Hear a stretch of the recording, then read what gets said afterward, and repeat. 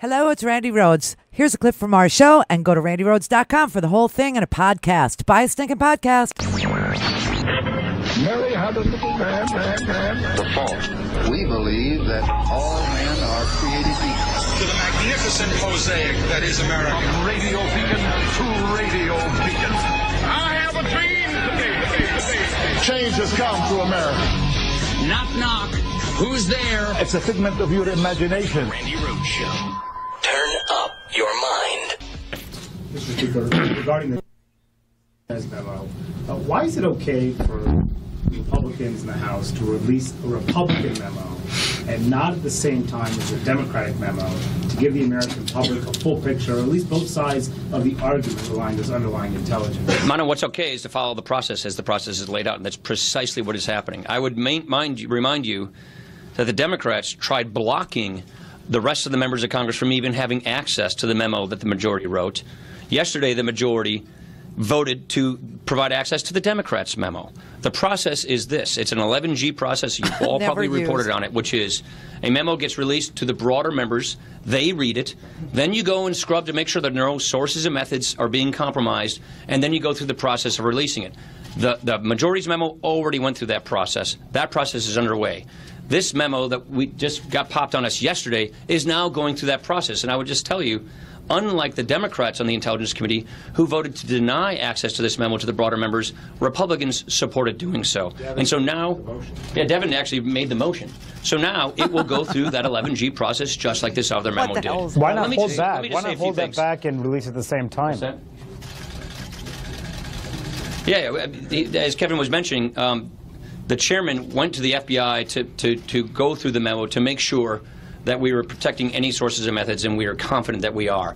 None of that work has been done on this new memo that no one has yet read, but the Republicans voted to allow the rest of the members to read it so that it can go through that process. But why not hold back? You've asked enough. Why not hold back? Why not release them both at the same time? The answer is because Trump was always telling Devin Nunes that he would never release the Democrats' memo, so feel free to vote for it. Feel free to vote it out of committee. Feel free to let everybody look at it. But we're never going to release it. Good evening. This evening, the House Intelligence Committee voted to release the minority response to the majority's memo, the Nunes memo. We think this will help inform the public of the many distortions and inaccuracies. The FBI opened a counterintelligence investigation into the Trump campaign in the summer of 2016. Right. That's what happened. And then they got a warrant on someone in the Trump campaign using opposition research paid for by the Democratic Party and the Hillary Clinton campaign. That's what this is about, and it's wrong, and it should never be done. It's misleading in its timeline. It's misleading in how it mischaracterizes what Andy McCabe said. It's misleading in how the application was put together, and it's also misleading in so many omissions. But the whole point here is not to be accurate. The point is to be misleading. The memo was sent to Congress. It was declassified. Congress will do whatever they're going to do. But I think it's a disgrace what's happening in our country. And when you look at that, and you see that, and so many other things, what's going on, a lot of people should be ashamed of themselves. Yeah, but you're incapable of feeling the shame that you should feel. Oh, there was a Friday news dump. Did you see that? That was like an amazing dump, a big dump, a damn big dump. And for me, it was happy hour. Oh, news junkies, did you love Friday? Friday was amazing. It was so good. I mean, you know what? I really do believe that every journalist who is assigned to cover the Trump White House must change their schedule, because everybody dreads Friday night. Everybody dreads it because, TV programming goes into weekend programming. You get Lock Up Raw. You get your, you get your part-timers in there. It's not, so let's rearrange our schedules. Let's take Mondays and Tuesdays off and work through the weekends. Because, listen, if the president fires Rosenstein, or if the president fires John Kelly, or if the president fires Mueller, God help us all, it will happen at 6 o'clock on a Friday night. There is no question in my mind. So last Friday night, we had dueling memo wars. We had, an announcement from the White House that they would not release the Democratic rebuttal memo to the Republican memo, which alleges falsely that the only reason why this is all for Carter Page, that the only reason why Carter Page was granted a FISA warrant by the FISA court, those judges appointed by the Chief Justice of the U.S. Supreme Court. That's who appoints the FISA court justices. Okay, so the Republicans on the FISA court are appointed by the Republicans, Supreme Court Chief Justice. They granted a warrant to wiretap Carter Page after Carter Page had left the Trump administration. That's a very important little factoid. That's number one. Number two, based on not the dossier, but based on intelligence that was gleaned from the Australian ambassador, who had a juiced up meeting with one George Papadopoulos in the UK, where George Papadopoulos said, I got emails from the Russian government and, they got dirt on Hillary Clinton and they want to give it to the Trump administration and they're trying to arrange a meeting between Trump and Putin. And the ambassador went back and told the Australian intelligence. The Australian intelligence shares their intelligence with the United States. And so they shared it. And that's why there was a counterintelligence investigation opened. It has nothing to do with the stupid dossier, which, by the way, 80% of it's been corroborated. And now, oh my God, there's a story about the PP tape. Oh, wait till you hear the story. But anyway, Friday night, they dumped the news that the president is like, no, I'm not going to release the Democratic memo. I don't feel like doing it. It will jeopardize sources and method. Now, let's just review one thing about the Republican memo, which is just, fabrication.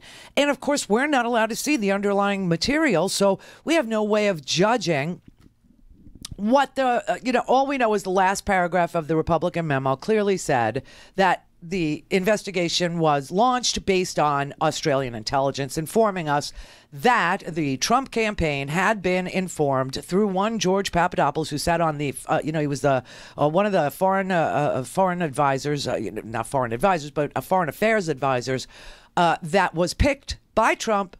Remember George Papadopoulos, excellent guy, that was picked by Trump to do his, foreign policy stuff. So, but Trump allowed and said at the, he hadn't even read the Republican memo when he gave the State of the Union. And yet when he was leaving the State of the Union, he was asked by some, crazy Republican House members whether or not he's going to release the memo. And he said, oh, yeah, 100%. Can you imagine? Can you imagine? And he hadn't read it. Let's release the memo. Oh, yeah. Oh, don't worry. 100%. Can you imagine that? Yes, sir. He'd be too angry. How you doing? How's it going? How's the chick? How's it going? How's the kids? I mean, honestly, he goes, yeah, I'll release it 100%. But he hadn't read it yet, but he knew he was going to release it. Now, how did he know he was going to release it? Because Devin Nunes told him what was in it. In fact, I think Devin Nunes put in it what Trump wanted to be put in it, and the Democrats wrote a rebuttal, and he doesn't want the rebuttal out there, and so he's gonna. So that was part of the Friday night news dump, okay? And then on top of it, you had another White House staffer resigning for domestic violence, a speechwriter named Sorensen. He resigned quietly on Friday night. Now, and then you had the number 3 at the Justice Department, the person who it would fall to if Trump did the Saturday Night Massacre. Let's say he did exactly what Nixon did, and Trump went ahead and fired Rosenstein, okay, and then was looking for somebody instead of Rosenstein to fire Mueller. Well, of course, Jeff Sessions is recused, and so that's why we're down to the number 3. Jeff Sessions would be the number 1 at the Justice Department, right? Because he's the Attorney General. Then you've got Rosenstein, who's the deputy. Then you've got Rachel Brand, who is the number 3 at the Justice Department. So if Rosenstein would get fired, it would fall to Rachel Brand to fire Bob Mueller. So instead of being put in that position, all of a sudden, this woman who's number 3 at the Justice Department, who's worked there her entire professional life, who's the highest ranking woman in the Justice Department, who's next in line to be the Deputy Attorney General and then to perhaps be the Attorney General of the United States, has all of a sudden given up on her chosen career path and has instead decided to go to Walmart. They made her an offer she can't refuse. Now, nobody knows. She hasn't said yet, whether or not she's getting out, but there is no one left. There is no one left in the Justice Department. There's not even an original person. I mean, the entire Trump cabinet is turned over. The entire Justice Department has had, nothing but turnover. Now you've got Kelly. They're trying to say that after Reince, they picked Kelly. Kelly was this, he's a jarhead. He's going to bring. And now they're talking about firing Kelly. They have, there's news stories on Friday night that, Trump is making phone calls to Tom Barrack and other people saying, if it should come open, if we should get rid of Kelly, would you be interested? Barrack says no. But, and Kelly's got like 9 different stories about what happened when he saw Porter's wife's photographs. And of course, Don McGahn knew that the FBI had done a background check on this, Porter dude who beat 2 wives and a girlfriend. And that the girlfriend had personally called Don McGahn and told Don McGahn not just about how terrified she was and she was trying to break off her relationship with Rob Porter because he was violent to her too, but that she had spoken to wife number 1 and wife number 2, and they had both confirmed the exact behavior. Don McGahn, the White House counsel. So he knew, Kelly knew, because the FBI spoke to Kelly a year ago when they first did the interviews. Rob Porter was never able to get a clearance. Now we're talking about, on Friday I was going, well, there's 14 people in the White House that don't have security clearances that are seeing the most sensitive, information that the United States possesses. Not to mention Trump, who couldn't have gotten a security clearance if he were applying for a job in the White House and wasn't the president of the United States. He wouldn't qualify for a clearance. He's got all the keys to the kingdom, right? Now we find out there's 40 people at the White House who have no security clearance. I mean, this is just an amazing administration. It's just despicable, and it's scary, and it's horrible, and it's just, and every Friday at 6 o'clock, you find out Kelly changed his story 19 times. Rachel Brand has resigned. This Porter guy's got another compadre, a guy named David Sorensen, who just quietly, resigned for domestic violence. Now, I mean, today, President Barack Obama was on the stage with Michelle because their official White House portraits, which will be displayed at the Smithsonian, the Hall of Presidents, there's all these portraits of presidents. They unveiled their paintings. They showed the world their paintings today. And I just can't even imagine if Barack Obama, just one little thing, okay? Just one little tiny thing. What if Barack Obama had paid a stripper $130,000 during the election of 2008 or 12 to go away, to stay quiet? Would he still be the president of the United States? Would he have, been a 2-term president? Would he have been president for more than 5 minutes in 2008 if that story had come out? But yet the stories about Donald Trump and 20 women accusing him of sexual assault, endorsing Roy Moore, who was not only accused of sexual assault, but against minor children. And now you've got Porter resigning and Kelly lying about it to cover up for Porter. And the reason we're being given that Kelly lied from those who are saying they know Kelly lied. They had this terrible briefing by this temporary dude, Raj Shah, the deputy communications guy who just can't lie, as well as Sarah Honey Boo Boo, who dyed her hair today, by the way. It was tragic, the press conference he had, where they admitted, Kelly did put out 2 different statements, and one was after he saw the photo. Well, why wasn't the FBI enough for him?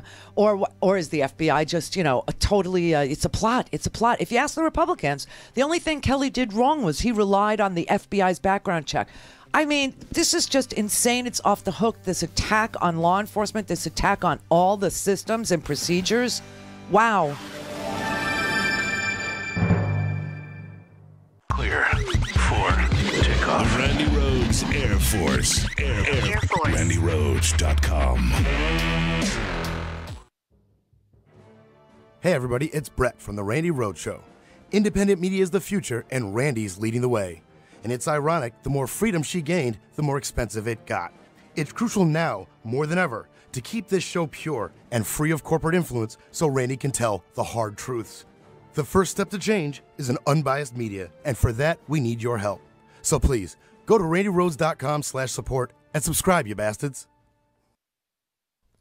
Gobble, gobble, it's time for more turkey. Oh yeah, all natural turkey jerky from Herky Jerky. That has been a hit ever since they introduced it in late 2017, that turkey jerky, because it's got no nitrates, no artificial ingredients, no MSG, preservatives, and no fat. The turkey jerky is the perfect snack any time of day. And, oh my God, it's absolutely delicious. It's bite-sized pieces of fresh turkey. It's meat that tastes just like the oven-roasted bird that you had on Thanksgiving. It's got just the right amount of everything: salt, smoke, flavoring, and spices.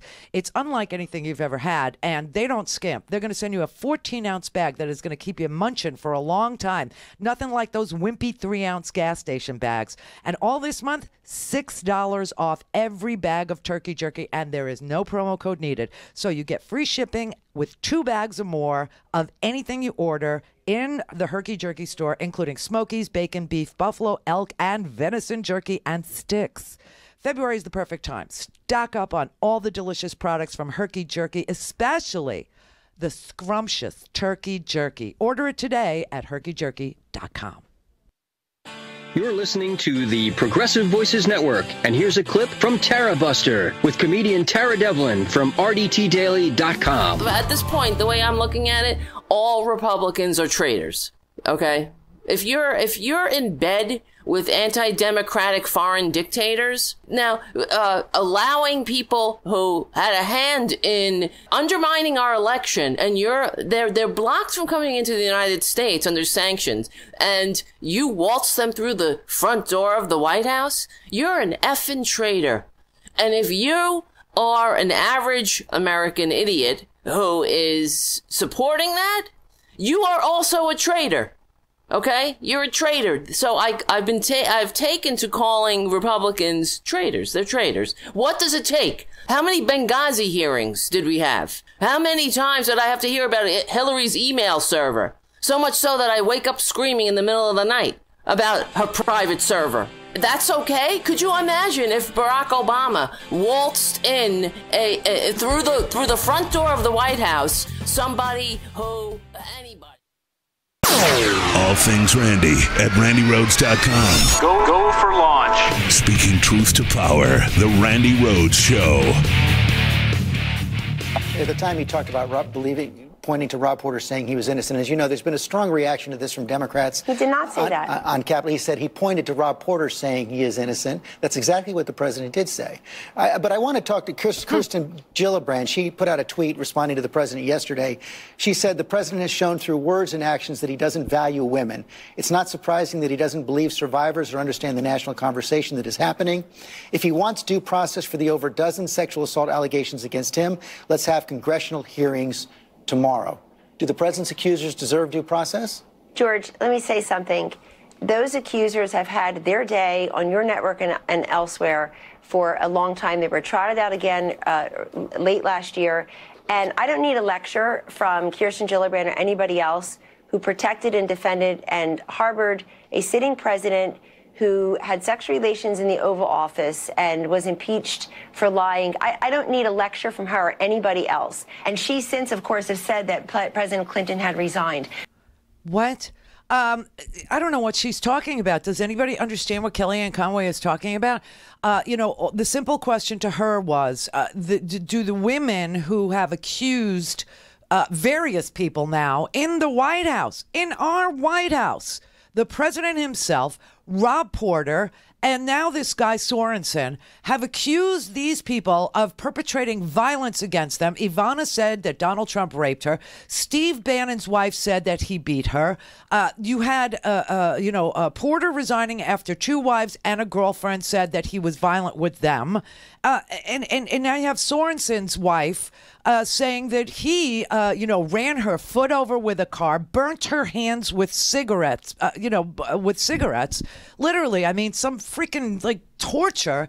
And so the question was, do these women deserve due process? And she said, oh, please, we trotted out these women. You trotted out women. You trotted out women, and you sat them in the front row at the debate between Hillary Clinton and Donald Trump as some psychological torture for Hillary Clinton, who had done nothing to these women because you believed her husband had done something to these women. And he was impeached for lying under oath about things that he apparently did to Paula Jones and to Monica Lewinsky, which was consensual, by the way. And you're comparing these two and saying Kirsten Gillibrand protected Bill Clinton when he was... Kirsten Gillibrand wasn't even elected until 2006. They just make crap up. It's just unbelievable. It's always about Hillary. It's always going to be about somebody else. It's always going to be Obama's fault. It's always going to be Bill Clinton's fault. It's always... Meanwhile, these two past presidents, if anybody had found evidence of Bill Clinton paying off strippers, or remember, he had an affair, a consensual affair with Jennifer Flowers. And that was all over the news. All over. Oh, my God, Jennifer. And now you've got Stormy Daniels, who was paid $130,000 in the middle of the campaign. It's barely a news story. I can't even stand what's going on in this country. I really can't. And it's because people are getting their news from non-news sources. They're getting their news from Twitter. They're getting their news from Facebook. You've got Devin Nunes putting up his own news site. I mean, this is sick. And our democracy is being tested in ways I have never, ever seen it be tested. I've never seen such a onslaught of standards and practices and law and order and security clearances and background checks and Secret Service. And I mean, it's just the most amazingly freaky thing. And I guess we're going to find out whether or not our democracy, our particular democracy, is strong enough to withstand everything that's being, perpetrated against it. And it is being perpetrated. It is the most amazing thing. You have a vice president who's consistently out of the loop. I mean, they asked him, he was in South Korea. Well, actually, he was in Japan on his way to South Korea for the Olympiad. Oh, I love the Olympiad. Did you watch? Are you watching? Just a little? Oh, I love the Olympiad. The luge, the downhill, the single man. That's what Howard likes. The speed is amazing. I feel it's got just enough danger. We're not the best at it, so it's exciting. There was a girl yesterday who set the record for the only woman to land a triple Lutz in an Olympiad. She lost, but she did it. And she still loses to those freaking Russians. Oh, yeah, it's unbelievable. I'm just loving it. But anyway, Pence was in Japan. He was on his way to South Korea, and they asked him about Rob Porter. They asked him, and then he said, I don't want to talk about staffing. They go, why? What, you don't know about it? And he says, well, I don't know about staffing. So why are you always out of the loop? Why? Well, let me say we're standing at Yokota Air Force Base in Japan. We're on our way to the Olympics.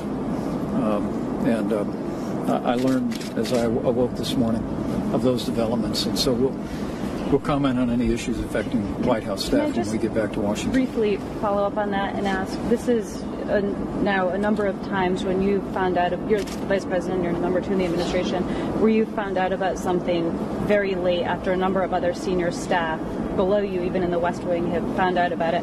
Again, I understand we're standing here, but can you comment on why you often seem a little bit out of the loop on some of this major news? It's a great honor for me to serve as vice president. Oh, God. President Trump has been incredibly generous with the responsibilities and opportunities he's given me to serve, representing the United States at the Olympics stage, as we have here in Japan, as we will later today in South Korea, and of course at the Olympics, and also being involved in the legislative process. And I'm very grateful for that. And but we'll leave those White House staffing matters for when we get back. Oh, please. Either he's Tom Hagen and they purposely said, you're out, Tom, to find out if they could trust him, or he's lying. You know, it's hard to tell with these people. I mean, everybody in the administration, it's the most amazing thing. When Mo Brooks was asked to comment on domestic violence, Mo Brooks, the congressman, he actually had the nerve to say that domestic violence is like a soap opera territory. Really? If somebody comes to you, Mo, and says, this woman's got a black eye, there was an order of protection, there's another woman who echoes the same type of sentiments about this situation, that's not nothing. I'm not talking about where someone came forward and said, I don't like the way Mo Brooks treated me at the office and has nothing else to support it. This was real here, and it was ignored in order to support someone that the White House liked. Chris, to me, this is kind of soap opera news.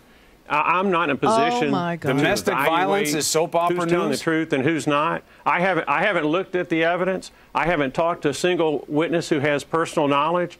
And I really much prefer, if I'm going to be on your show, to talk about public policy matters, deficit and debt, immigration, things of that nature. But when you start talking about personnel matters or what's going on behind closed doors in a marital relationship that I know nothing about, I'm just not comfortable commenting on that. No, I hear you that you don't know the facts, but just let me give you one chance to clear something up. You don't see domestic violence as just some matter of what happens behind closed doors, right? You know that in your state, it is a major problem. I looked at the numbers last night. It's a scourge.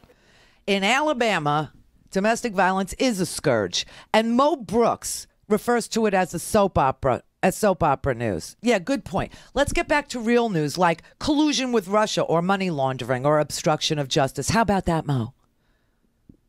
How about that?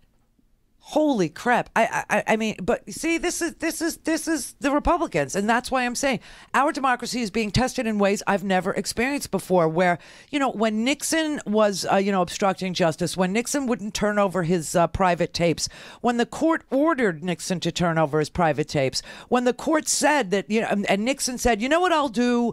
I'll have them transcribed and I'll give you the transcriptions as I redact what I think I need to. It's the same thing with the memo, right? The president will release the Democratic memo, the rebuttal memo, as soon as, he redacts what he doesn't like about it, and then he'll throw it out there so that either it doesn't make any sense to anybody, or it's unrecognizable, or it doesn't debunk anything because all the pertinent information is deleted. That's what Nixon wanted to do with his tapes. And when that all happened, the Supreme Court said, no, sorry, Richard. Don't be a dick. Turn over your tapes. You have to turn over your tapes. No one is above the law. And, and then he fired everybody. Nixon fired everybody because they couldn't protect him. They couldn't protect him from the Supreme Court's decision. And, of course, when they did listen to the tapes, they heard Nixon saying that he wanted to obstruct justice. And the next special prosecutor, who was supposed to be more friendly to Nixon, said, oh, my God, I just listened to the president talk about obstructing justice. I can't look the other way. But I want that day to come so fast now. I can't even tell you, I've never seen anything quite like this. I've never seen anything like this. So, John Kelly, he was being defended all over the Sunday shows. Of course, Jeanine Pirro, she, and I'm telling you, they all do the same thing. They all do the same thing. She says, Kelly is awesome. Kelly is the greatest. Kelly did what Kelly had to do. I love Kelly. He's don't you dare question this Marine general. Don't you dare question him. But look at Obama. I don't even know what she was referring to. So I asked you, Kelly hears about this at 6:30. He calls Porter in. No pictures, no police report, no restraining order. He tells Porter, be gone within 40 minutes. That did not happen. Kelly did what you would expect a leader to do. There was no excuse. There was no hesitation, no justification. He had to go. So, for everyone who's looking for someone to blame, chill out. You want to blame someone? Blame the batterer. He doesn't walk around with a scarlet letter or a sign on his forehead that says, I beat women. He is cunning and clever, presenting himself as a charming individual who's a Rhodes Scholar with a Harvard degree.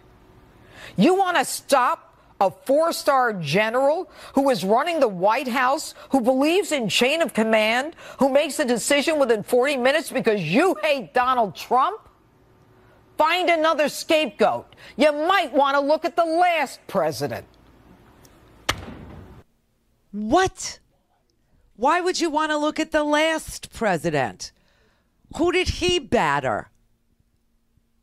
Why would you want to look at the last president? Who did he pay off? I don't even understand this channel anymore. It's just unbelievable. But here's what happened. Don McGahn was told about the FBI's findings a year ago. Kelly was told about the FBI's findings when he took over for Reince Priebus, who was told a year ago that this man did not, that the FBI could not conclude his background check positively. And now we know the reason why. There was a restraining order. There was a blog post written by the second wife. There was a police report filed by the second wife. The second ex-wife of Rob Porter explained why she stayed with him in a blog post from April of last year. A little bit of the backstory. They had been married for nearly 4 years before divorcing back in 2013. And I want to read something for you today because this is Jennifer Willoughby's reasons. And forgive me as there's a little bit of language here, but this is all part of Jennifer's point. So this is what she wrote in her post. The first time he called me an effing bitch was on our honeymoon. I found out years later he had kicked his first wife on theirs. A month later, he physically prevented me from leaving the house. Less than 2 months after that, I filed a protective order with the police because he punched in the glass on our front door while I was locked inside. We bought a house to make up for it. Just after our 1-year anniversary, he pulled me naked and dripping from the shower to yell at me. Everyone loved him. People commented all the time how lucky I was. Strangers complimented him to me every time we went out, but in my home, the abuse was insidious. The threats were personal. The terror was real. And yet, I stayed. When I tried to get help, I was counseled to consider carefully how what I said might affect his career. So I kept my mouth shut and stayed.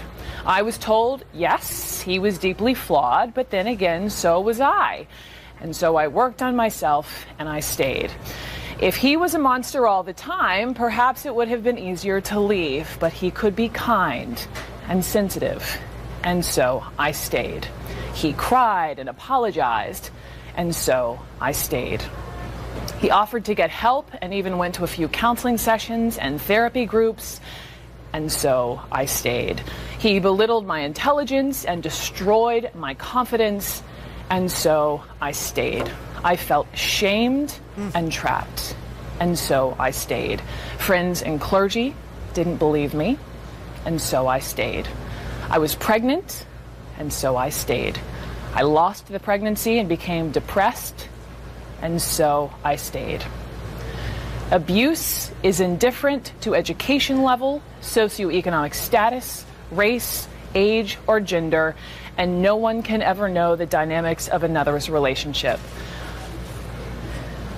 My cycle continued for 4 more years. Afterward, I let go and welcomed the hard work of healing and forgiveness. My experience made me stronger and able to love more deeply, but my heart breaks for him in the end. Who is the real victim of? I mean, there are real people behind these fists. There are real people behind this emotional gaslighting. There are real people who went to clergy who said, "Oh, but what about your husband's career?" I mean, the advice that these girls got. Oh, you have to protect his career. I mean, honestly, this is... And the White House continues to change its story. When this story first broke, Sarah Huckabee, Sarah Honey Boo Boo, stood there and said, oh, well, he's going to resign, but not right away. Not right away, because we want a smooth transition. And now the story coming out of Jeanine Pirro on Fox News is that Kelly gave him 40 minutes to pack up his desk and get out. That did not happen. That did not happen. when Sarah Honey Boo Boo did the press conference, as soon as this hit the press, they said, well, we want him to stay and fight. But he's leaving. He resigned. To speak to Randi, call now, you bastards. 561-270-3844. Hello. The Randi Rhodes Air Force. Hey guys, it's Scotty, Randi's producer here, and as many of you know, I grew up in Randi's house. You know, eating her food, watching her TV, and like most kids, ignorantly not following her advice. And one of her biggest pieces of advice was, never take a job in radio, because the big companies that run radio, they suck. Well, I didn't listen and ended up working in radio, and as always, Randi was right, they sucked. But I'm here now, and I can tell you that it takes a lot of chutzpah to break away from the big companies and start your own show. But you know what else it takes? Your support. We are independent media, so the only financial backers we have are you, the best listeners in the world. And we can't do it without you. So please, go to RandiRhodes.com and support the show, buy a stinking podcast, donate some money, and keep us going. Whether you're listening to me, Mark Levine, each Monday and Wednesday, or me, Leslie Marshall, each Tuesday, Thursday, and Friday, you can hear us 3 to 4 p.m. Eastern Time on the Progressive Voices Network. Here's a sample of what you'll hear. David K. Johnston is our guest. His new book called It's Even Worse Than You Think, What the Trump Administration is Doing to America. One of Donald's best skills, and he has lots of skills, is to figure out how to get you to look at and pay attention to something totally unrelated so you're not thinking about what he is concerned you might think about. The team he brought in have loosed what I call political termites into the structure of the government. These termites are busy destroying the capacity of the government to do its work. And they're doing this in every federal agency. He and his administration are there to provide a government of the rich, by the rich, for the rich, and arguably of, by, and for the billionaires. Let's talk about the destruction from within. The people that were put in the Department of Environmental Protection, that agency now is turning into, letting polluters run free. So we have a lot fewer deaths and sicknesses in this country because Richard Nixon signed the Clean Air Act and the Clean Water Act, which contains the word shall. The government shall enforce that law. Well, they're not enforcing it, and they're helping the polluters. Trump's first budget proposed cutting for many disabled veterans their benefits when they get to retirement age from $35,000 a year to $13,000. Now, that's been stopped, but considering that Trump said, I love the veterans, we're going to take care of our veterans, nobody took care of the veterans, but I will take care of the veterans, that shows you what a fraud that is. At the Education Department, where the utterly unqualified and incompetent Betsy DeVos, the billionaire heiress from Michigan, was made education secretary, they have to deal with the student loan problem, which is largely people who went to these commercial schools that charge far more than community colleges and give far less education. And her department has taken the side of the bankers against the students because who did she bring in to address the student loan problem? Well, she brought in the predatory lenders. This is not the fox guarding the henhouse, Leslie. This is telling the fox, redesign the henhouse to make sure that you dine really well on chicken. And this is somebody who I saw today has completely blocked complaints of all teachers in the public school system nationwide. It's sort of like if you can't make your complaint known to the boss, what good is somebody heading up the United States Department of Education? They are not there to drain the swamp. They are the swamp monsters. Again, that's Mark Levine every Monday and Wednesday. And Leslie Marshall each Tuesday, Thursday, and Friday. 3 to 4 p.m. Eastern Time on the Progressive Voices Network. Call in, connect. To speak to Randi, call 561-270-3844. 561-270-3844. We let the process play out. Everyone should be treated fairly and with due process. The president simply saying that there should be a due process, supporting due process, that there should be due process. What I'm saying is I think anybody here, if they were accused of something, would want the opportunity to go through due process. That's all we're saying. Process. Look, this is a process. We support that process. I'm not finished. Hold on. Process. We do rely on the same process. The president also supports due process. Believe me. Oh, my God. Oh, your girl's in trouble, Brett. Your girl's in trouble. Oh, God. She's squirming up there. She's squirming. Because this is what Jesus would do. You know, it's hard to believe she was raised by, Huckabee. He was the preacher. Taught her what Jesus would do. And now she's up there talking about due process in a White House that lacks any process of any kind and lies constantly to defend a sexual abuser. Mm-hmm. And by that, I mean the president, right? A sexual abuser, somebody who grabs women, somebody who reaches under their dresses and then calls them all liars, right? And taking what little the poor have in the greatest heist in the history of the American experiment to give it to the rich, including himself. Sarah, WWJD. Oh, she got caught in such a major lie. Yesterday, everybody knew she was lying, but today, not very bright, I guess. Well, either that or just spineless, which is, I think, the attraction that you have. Like a gymnast, she's very spineless. She's very pliable. She's very, I think this is why Brett digs her. And he loves her. He just freaking loves her. Every day he looks, every day. Was not happy with her today, though. But, I got to show you what she said yesterday when everybody knew she was lying. And the sick thing is she knew because she works at the White House that today was the day that the Intelligence Committee would hear testimony from the FBI Director, Chris Wray, and from the DNI, Dan Coates, and from the intelligence community. And of course they were going to ask this question about when did the White House know and what exactly is the procedure for allowing anybody off the street to look at classified, top secret, eyes-only information. And Sarah, it's the press's fault. It's the press's fault. You're the ones that... No, it's your fault, Sarah. The press would not have classified information if the ne'er-do-wells in your administration weren't leaking it to the press. And the press doesn't have the same rules in place and the same laws do not apply. The press did not take an oath to protect and defend the Constitution. The press is the fourth estate. The press is supposed to expose the lies of an administration that lies. The press is supposed to show you the weakness of a government that is breaking down before it breaks down. Oh, my God. She really, pretends she doesn't know. She's just a little flower. She's just a little sweet little country mouse from Arkansas. She just doesn't know any better. But here's what she said yesterday. This was unfortunate.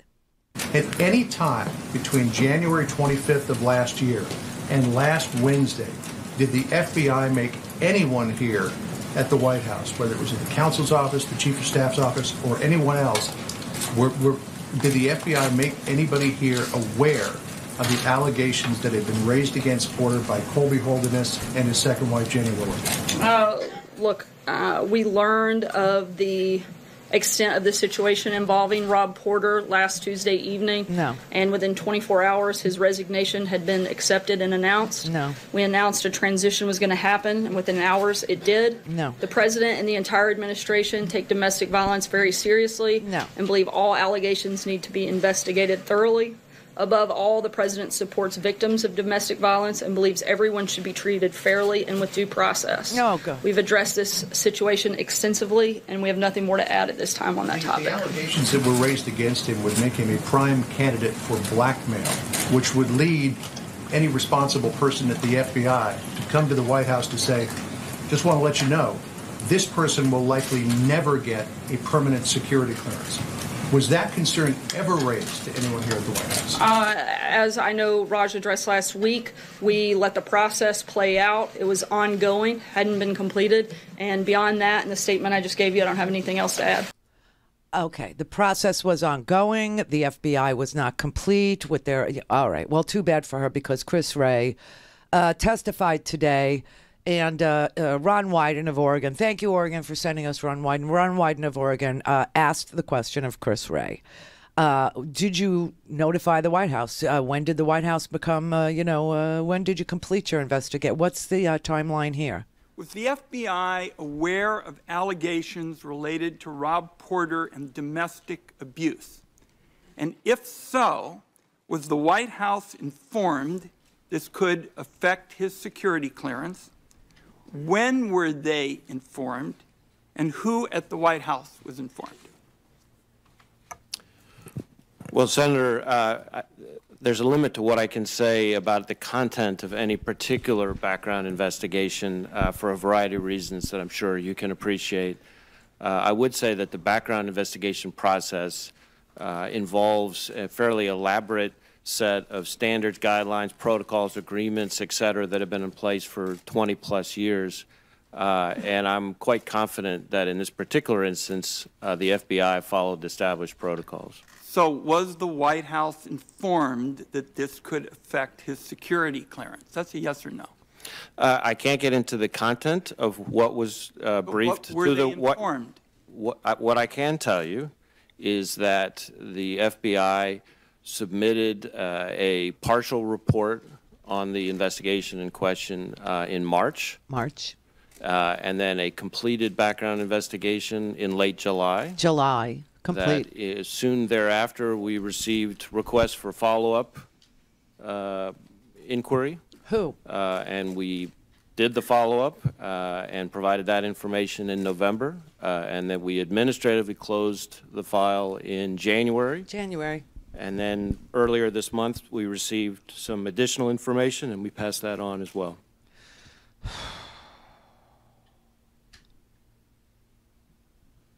They completed in July. FBI Director Chris Wray testifies there that the clearance report on Rob Porter, was completed in July. The White House didn't like what they were finding, so they asked the FBI to go back and do a follow-up, which means they wanted a different conclusion. Please give us something that we won't have to completely ignore. Please. And, of course, they couldn't. And, of course, Don McGahn knew, and so did Kelly, and so did Reince, and they all covered it up because they can't find anybody to say yes to working for this administration. That is why you have Jared Kushner in there, the son-in-law, the secretary of everything, without a security clearance. Now they're telling us 40 people in this White House do not have security clearances, 40 of them. And they want to know why our country isn't safe from leaking. I mean, you have people that don't even know what classified information is or who to share it with or what eyes only means or no 4 eyes. They don't know what it means. So here you have the White House blaming the FBI, saying that they're supposed to run the clearance process, but of course the White House decides who gets a clearance. I mean, this is just unbelievable. Jim Acosta, he asked a great question yesterday. He said, is it because of the president's own allegations that he sympathizes with abusers? Oh. What about the president's tweet over the weekend? People's lives are being shattered and destroyed by a mere allegation.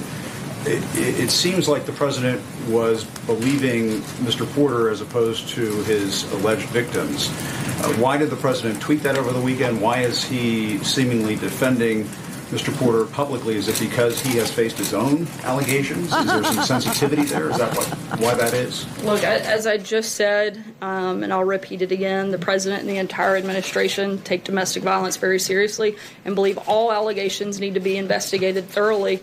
He certainly supports the victims of domestic violence above all else and believes that everyone should be treated fairly and with due process. The president's simply saying that there should be a due process that should be followed and looked at. Is there tone deafness there?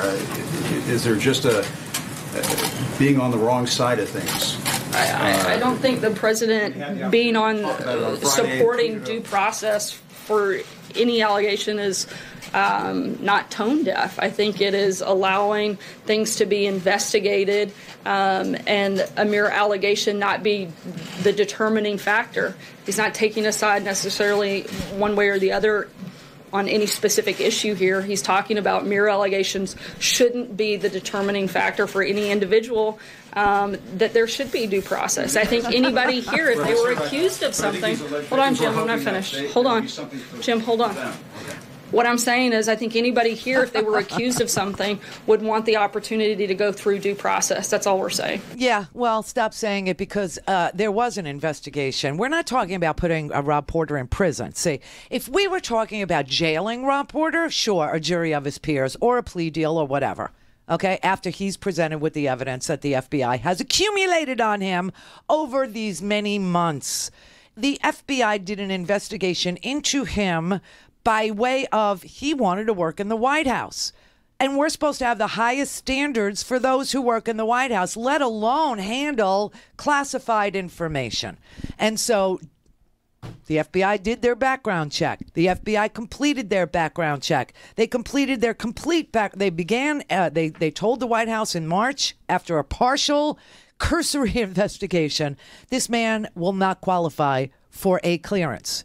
Then in July, they completed the entire investigation into whether or not the White House should recommend or give a clearance to him. And the FBI told the White House, this man will never, ever get a clearance. He will never get a clearance.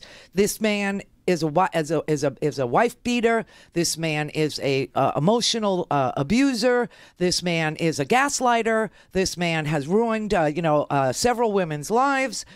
This man has girlfriends who have called Don McGahn, who said to Don McGahn that this man is dangerous, that this man is blackmailable, that this man's got 3 women who are holding secrets about him to themselves at this point because they don't want to go public for fear that they will be retaliated against because their husband works in the freaking White House. You really got to get rid of this guy. That was done in July.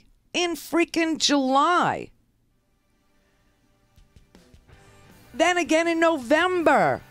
In November, the FBI delivered a big, thick file on Rob Porter's background check to the security office in the White House and told them he was not likely to succeed in getting a permanent clearance. Security office officials encouraged the FBI to complete its investigation so the office could make a final determination. They went back. They found the blog post. They found some other social media stuff. And they said, we're done here. This guy should never get a clearance. John Kelly is lying. Don McGahn is lying. Trump is lying. Sarah Huckabee is lying. Everyone is freaking lying. Why? To protect a wife beater? Clear for takeoff. Randi Rhodes Air Force. Air Force. RandiRhodes.com. Hey everybody, it's Brett from the Randi Rhodes Show. Independent media is the future, and Randi's leading the way. And it's ironic, the more freedom she gained, the more expensive it got. It's crucial now, more than ever, to keep this show pure and free of corporate influence so Randi can tell the hard truths. The first step to change is an unbiased media, and for that, we need your help. So please, go to RandiRhodes.com/support and subscribe, you bastards. Gobble, gobble, it's time for more turkey. Oh yeah, all natural turkey jerky from Herky Jerky. That has been a hit ever since they introduced it in late 2017, that turkey jerky, because it's got no nitrates, no artificial ingredients, no MSG, preservatives, and no fat. The turkey jerky is the perfect snack any time of day. And, oh my God, it's absolutely delicious. It's bite-sized pieces of fresh turkey. It's meat that tastes just like the oven-roasted bird that you had on Thanksgiving. It's got just the right amount of everything: salt, smoke, flavoring, and spices. It's unlike anything you've ever had, and they don't skimp. They're going to send you a 14-ounce bag that is going to keep you munching for a long time. Nothing like those wimpy 3-ounce gas station bags. And all this month, $6 off every bag of turkey jerky, and there is no promo code needed. So you get free shipping with 2 bags or more of anything you order in the Herky Jerky store, including Smokies, bacon, beef, buffalo, elk, and venison jerky and sticks. February is the perfect time. Stock up on all the delicious products from Herky Jerky, especially the scrumptious turkey jerky. Order it today at herkyjerky.com. You're listening to the Progressive Voices Network, and here's a clip from Tara Buster with comedian Tara Devlin from RDTDaily.com. And a president who is so unfit, so inept, so incapable of controlling himself, so much a loser and an embarrassment, an international disgrace. Somebody who is self-aggrandizing, all the things that would have barred him from being the chief of one of the Iroquois tribes. He's going to be the chief of this country that has the power to blow us all to kingdom come, that has the power to end life on this planet, to put it to an end. That's it. It's over. Donald Trump has that power? We are allowing that moron, this moron who couldn't even sell vitamins, who couldn't even sell water, who couldn't even sell steaks without going bankrupt. This idiot who had a sham university. And that person's in charge of an arsenal that can end life on the planet. And on top of it, that the fact is he didn't even win the election. He got fewer votes. And most of the people on the planet hate his guts. Rightfully so. How stupid are we? I'm talking to you now, all humans. I guess we're pretty stupid. This is Tara Devlin from RDTDaily.com. That was a clip from my show, Tara Buster, recorded live every Saturday evening on the RDT Daily Facebook page and streamed simultaneously on YouTube and Facebook Live. Replayed Sunday, 6 p.m. Eastern on Progressive Voices, or anytime on demand on the Progressive Voices app. Support RDT Daily and the Progressive Voices Network. Remember, we stick together, we win.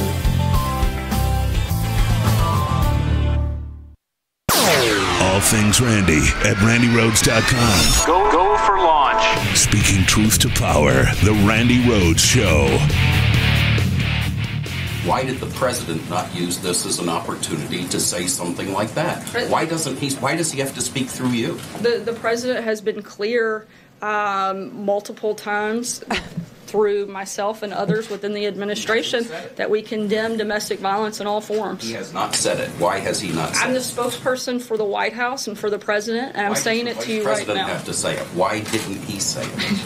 I'm not sure how I can be any more clear. I think the president has espoused his views on this, and I certainly have echoed and told them for everyone. He wishes Porter well, and that he believes that people should have due process, but he hasn't addressed the victims of domestic violence at all. That's actually not true. If you were paying attention to what I just read to you, you would understand the opposite. He literally dictated that statement to me, and so I'm not really sure how that's not the president speaking on that topic. What I say is what I say. You, Mr. President, said that nobody speaks for you. And now all of a sudden she speaks for you, and you won't say that this man is unsuitable to be working in the White House due to an FBI background check that exposed 3 women who he physically, emotionally, and mentally abused. I mean, this is ridiculous. Sarah Huckabee, Sarah Honey Boo Boo is up there. Let's go through the timeline. And the reason why this story is good, okay, the reason why this story matters is because it's a simple story that mostly everyone can relate to, because if you've never been the victim of, abuse in a relationship, you know somebody who has. And the people around them who cover up for it are typically the most disgusting people you will ever come across in your life, especially when you go to them and you ask for help and they say that they know what's going on and that they feel for you or whatever, and then turn around and, create an environment where your batterer is free to operate. Your batterer is free to move around the office. Your batterer is free to do whatever he or she wants to do to you, even though there are people that know about it. So if they're willing to lie for a wife batterer who was investigated by the FBI, where the FBI testified today under oath that they knew about it, that they told the White House about it, that Don McGahn knew about it, that a thick file was presented to them in November, that the completed investigation happened in July and was handed to the White House, and the White House didn't want to take this for an answer. They wanted the FBI to be loyal to the president. They wanted the FBI to be loyal to the wife batterer. They wanted the FBI to preserve this man's job in light of all the evidence to the contrary that he deserved to work in the White House, right? Now, if they'll do that for a wife batterer, what is he doing on things of great importance? If the president of the United States can't or won't read intelligence reports that he's commanded be done on things like, whether or not this person should get a clearance. And he doesn't like the results of the information he gets. And so he acts in a contrary way to the information presented.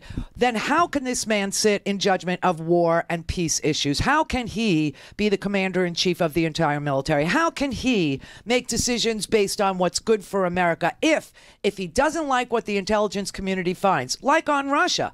He just ignores it. He just ignores it. And I'll show you something right now. This was Dan Coates today. This was his opening statement about whether or not we are under attack from the Russians and others, but specifically the Russians, and whether or not the Russians are involved in the 2018 elections. Frankly, the United States is under attack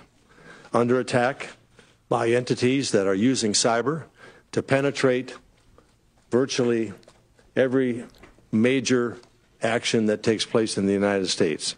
From U.S. businesses to the federal government to state and local governments, the United States is threatened by cyber attacks every day. While Russia, China, Iran, and North Korea pose the greatest cyber threats, other nation states, terrorist organizations, transnational criminal organizations, and ever more technically capable groups and individuals use cyber operations to achieve strategic and malign objectives. Some of these actors, including Russia, are likely to pursue even more aggressive cyber attacks with the intent of degrading our democratic values and weakening our alliances.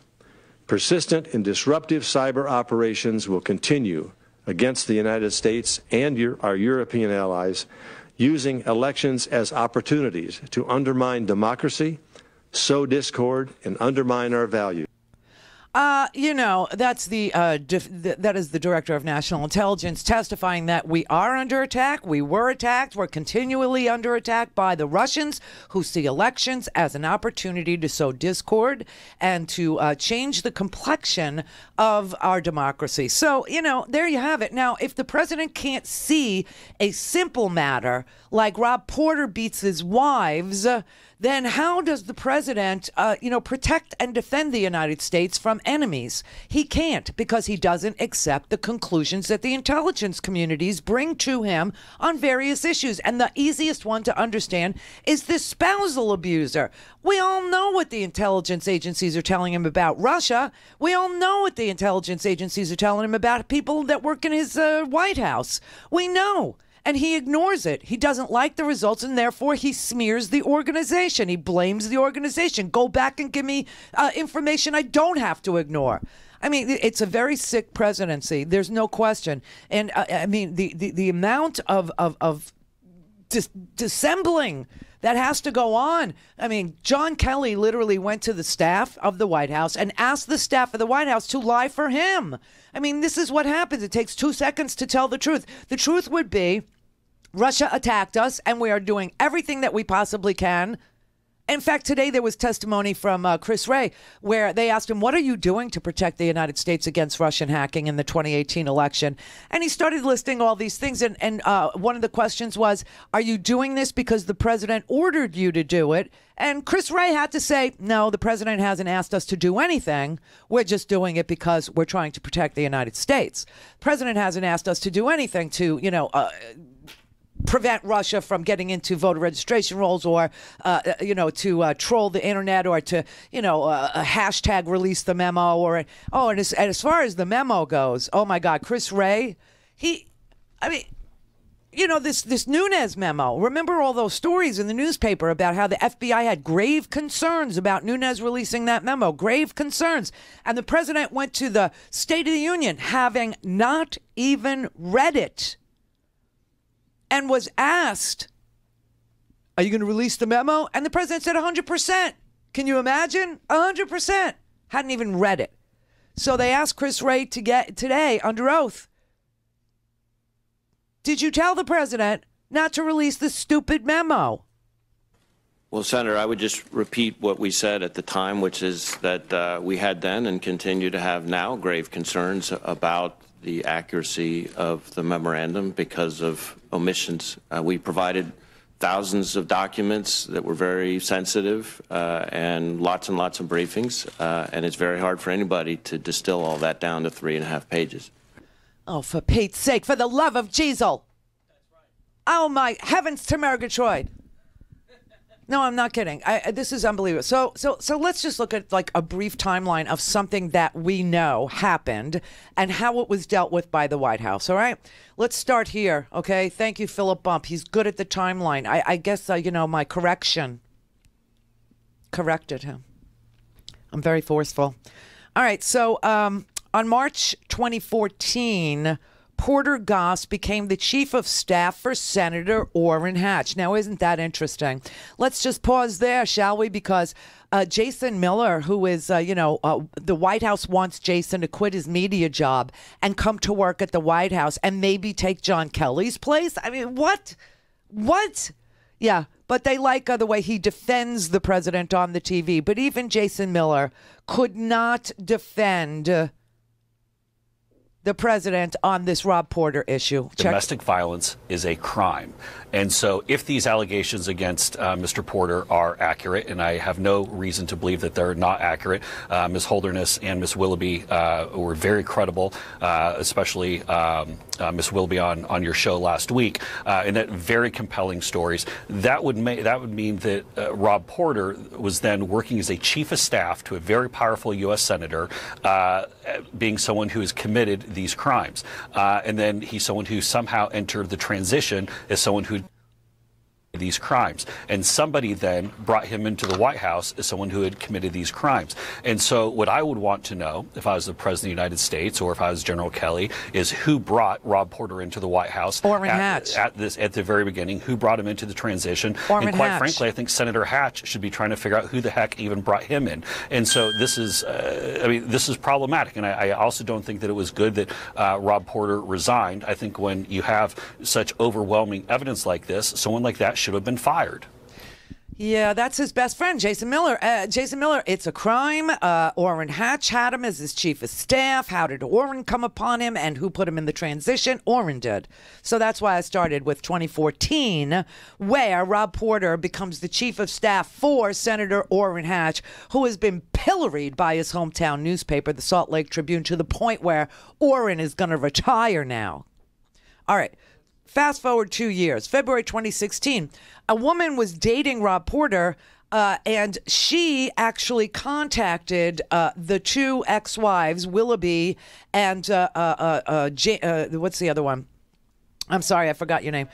To say that Rob Porter was abusive to her, and asked, did you have similar experiences? Okay, that was February of 2016. January of 2017. Yeah. It was a year later. Porter needs to get a security clearance to serve on the staff of Donald Trump. Now, senior staff members are prioritized for security clearances, so don't buy any of this BS. Oh, it takes 2 years and there's a backlog. No, senior staff are prioritized. So the FBI contacts Colby Holderness, okay, who wrote an op-ed today in the Washington Post. I'll read it to you. They contact the two ex-wives. January 2017. At some point in January 2017, Don McGahn was told. He was told about the allegations against Rob Porter. The White House told the Washington Post that Don McGahn only knew Porter's ex-wives were prepared to make unflattering comments about Porter, and that Porter said the allegations weren't true. But that's untrue. The FBI told Don McGahn. Now, let's just explore for one brief moment what Don McGahn's job is. Don McGahn, as I've previously told you, is not the president's lawyer. He is the lawyer for the office of the presidency. He is the lawyer for the White House. And if Don McGahn was protecting the White House from personnel who did not need to be or deserve to be in the White House because the FBI has told them that he's not worthy of working in the White House, that he is a violent person by nature, that he's blackmailable by at least 3 women who possess secret information and photographs and have blog posts and had told their friends and their families and their bishops and their religious counselors that their husband, who you are hiring, is a violent, unpredictable, anger-riddled man, then Don McGahn failed to do his job of protecting the White House and the Oval Office. So there's one guy that needs to be removed. January 22nd, they swear him in. Rob Porter is sworn in. In February, Holderness contacts Jen Willoughby, and they want to discuss their experiences with Rob Porter because they have been interviewed by the FBI at this point. And then in March, the FBI gives the White House a partial report on their background investigation. That is according to the testimony we got today from Chris Wray. Also, according to the testimony we got today from Chris Wray, in April, Ms. Willoughby publishes this blog post titled "Why I Stayed," and she discusses, how he called me an effing bitch on our honeymoon, and I found out years later he had kicked his first wife on theirs. A month later, he physically prevented me from leaving the house. Less than 2 months after that, I filed a protective order with the police because he punched in a glass door while I was locked inside. After our 1-year anniversary, he pulled me naked and dripping from the shower. Okay, in June, the FBI flags these concerns to the White House. They tell them again. Don McGahn says he wasn't aware of it. In July, the FBI completed their background check. That is according to the testimony we got today from Chris Wray. The White House goes back to Chris Wray and they say, do another check. In September, Don McGahn learns that the FBI's concerns were holding up Porter's clearances because John Kelly goes to Don McGahn and tells him. September 21st, Porter is very angry. Rob Porter is very angry about not having received his clearance. So he calls his ex-wife and he asks her, did you tell them I was violent with you? The next day, Ms. Willoughby calls the FBI. He called me and he wanted to know if I'd been violent, if I told you, what I told you. 3 days later, the FBI contacts Colby Holderness, and they say, anybody contact you about Rob Porter?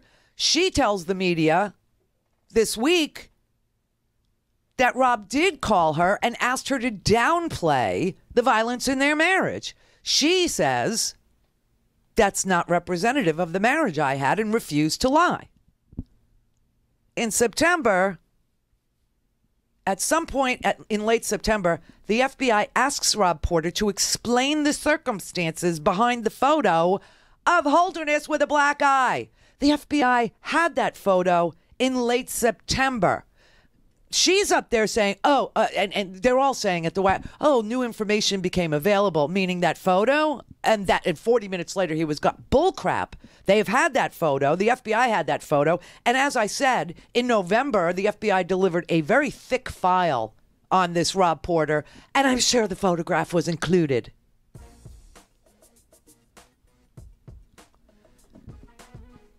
In October, now that was late September, the FBI had the photograph of the black eye. In October, the girlfriend, number 3, who's dating him in 2016, she calls John Kelly personally. She had also called Don McGahn and tells him personally what's going on. In November, Kelly is told Porter will not be receiving his clearance due to abuse reports.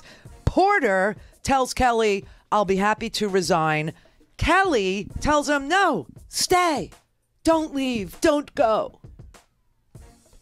And then there are text messages in November, suggestive text messages between Rob Porter and Hope Hicks.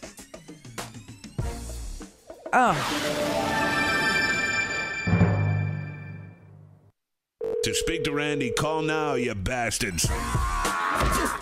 561-270-3844. Hello. The Randi Rhodes Air Force.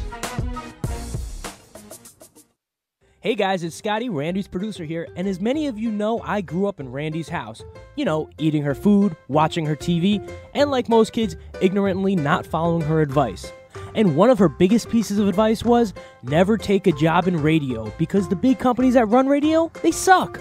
Well, I didn't listen and ended up working in radio, and as always, Randi was right, they sucked. But I'm here now, and I can tell you that it takes a lot of chutzpah to break away from the big companies and start your own show. But you know what else it takes? Your support. We are independent media, so the only financial backers we have are you, the best listeners in the world. And we can't do it without you. So please, go to RandiRhodes.com and support the show, buy a stinking podcast, donate some money, and keep us going. Whether you're listening to me, Mark Levine, each Monday and Wednesday, or me, Leslie Marshall, each Tuesday, Thursday, and Friday, you can hear us 3 to 4 p.m. Eastern Time on the Progressive Voices Network. Here's a sample of what you'll hear. David K. Johnston is our guest. His new book called It's Even Worse Than You Think, What the Trump Administration is Doing to America. One of Donald's best skills, and he has lots of skills, is to figure out how to get you to look at and pay attention to something totally unrelated so you're not thinking about what he is concerned you might think about. The team he brought in have loosed what I call political termites into the structure of the government. These termites are busy destroying the capacity of the government to do its work. And they're doing this in every federal agency. He and his administration are there to provide a government of the rich, by the rich, for the rich, and arguably of, by, and for the billionaires. Let's talk about the destruction from within. The people that were put in the Department of Environmental Protection, that agency now is turning into, letting polluters run free. So we have a lot fewer deaths and sicknesses in this country because Richard Nixon signed the Clean Air Act and the Clean Water Act, which contains the word shall. The government shall enforce that law. Well, they're not enforcing it, and they're helping the polluters. Trump's first budget proposed cutting for many disabled veterans their benefits when they get to retirement age from $35,000 a year to $13,000. Now, that's been stopped, but considering that Trump said, I love the veterans, we're going to take care of our veterans, nobody took care of the veterans, but I will take care of the veterans, that shows you what a fraud that is. At the Education Department, where the utterly unqualified... Call in, connect. To speak to Randi, call 561-270-3844. 561-270-3844. Yes, we have seen Russian activity and intentions to have an impact on the next election cycle here. I agree with Director Pompeo's assessment about the likelihood of the 2018 occurrence as well. This is not going to change or stop. Yes, it is not going to change, nor is it going to stop. We have not seen any evidence of any significant change from last year. I agree with Director Pompeo. As do I. The intelligence chiefs also stand by last year's assessment that Russia interfered in the 2016 election. There should be no doubt that Russia perceived that its past efforts as successful. For 11 months, they've had this phony cloud over this administration, over our government, and it has hurt our government. It does hurt our government. It's a Democrat hoax. I just wish you all could persuade the president. We cannot confront this threat, which is a serious one, with a whole of government response when the leader of the government continues to deny that it exists. The president inconveniently continues to deny the threat posed by Russia. He didn't increase sanctions on Russia when he had a chance to do so. He hasn't even tweeted a single concern. The Russia investigation is ongoing in 3 separate congressional committees, plus the special counsel's office. And when the FBI director was asked if the Bureau would ever share information from any of the probes with the president, Christopher Wray was clear. I'm not going to discuss the investigation in question with the president, or much less provide information from that investigation to him. Wray publicly clashed with the president about making the Republican memo public. And now, nearly 2 weeks later, Wray continues to question the rationale behind the release. We had then and continue to have now grave concerns about the accuracy of the memorandum because of omissions. They have compromat on this guy. I'm sorry, but they just, unless they have compromat on us. I mean, you know, have you ever slept with a Russian hooker? Anybody? Anybody? No, so they don't have compromat on, they have compromat on this president. There's no question in my mind. Yesterday's hearing, that was unbelievable.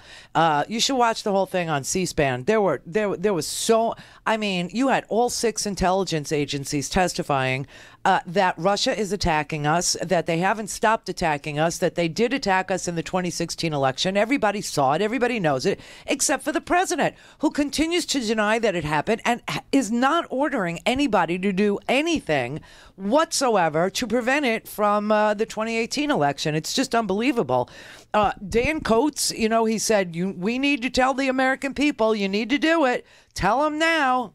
We need to inform the American public that this is real, that this is going to be happen, and the resilience needed for us to stand up and say we're not going to allow some Russian to tell us how to vote, how we ought to run our country. And I think there needs to be a national cry for that. Senate Democrats said that national cry needs to begin with President Trump. Oh, I've been crying. We've been nationally crying when we began with President Trump. So the only change I would make to Dan Coates is we're crying. The whole country is crying, except for 33% of us. Mostly everybody, 76, 69%, 70%, 80%. We're all crying. We've been crying since this man was elected. It's just unbelievable. But he keeps saying we're not going to allow some Russian to tell us how to vote or how we ought to run our country. That's assuming that Russia doesn't have compromat on us. But if they do, if you've been with a Russian hooker, then prepare yourself, because they got compromat on you. Those Russians, they can't keep their mouths shut. And they are world heavyweight champion liars. So I don't. But this is unbelievable. This was the most amazing thing. We need a national cry for an investigation. This country, we need a national. Let's have a good national cry, shall we? Oh, God, I can't believe this guy. He's a jackass. I know, sir. I know. Oh, and then there's that rumor out there that Obama's portrait, which is different. Okay, I mean, it's different. Art is in the eye of the beholder. And it is very, very different from the other presidential portraits. But, of course, Sean Hannity had to tweet out that there's a sperm involved. There's sperm on Obama's head. And that sperm is, of course, black sperm. And so the conclusion is that Obama wants to get rid of whites in America by inseminating America with his black sperm. No, I'm not kidding. You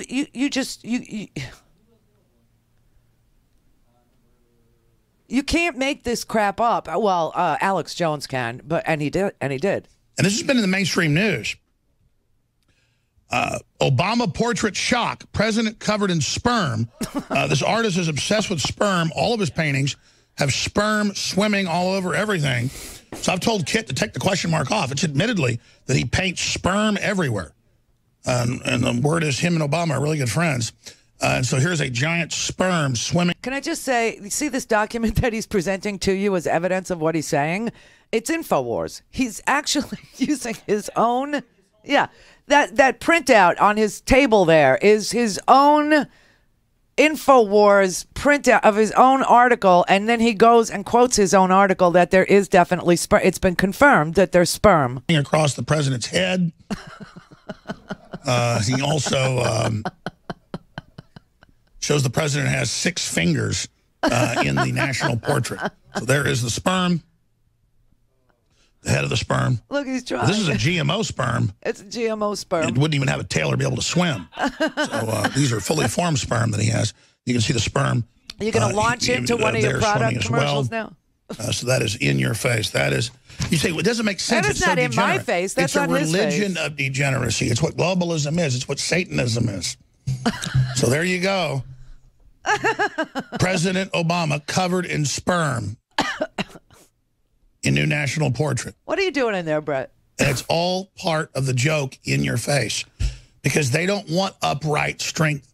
They want Brett won't show you the that sperm. Everything be a ritual of abomination. I don't know what he's doing with the video today. Did you smoke some pot or something? Did you have sex with a Russian hooker before the show? Are you distracted? Is it Valentine? Did you neglect to give somebody a box of chocolates? Is that what's bothering you? He drank too much coffee today, and he's got the itchy trigger finger, so he keeps hitting the buttons.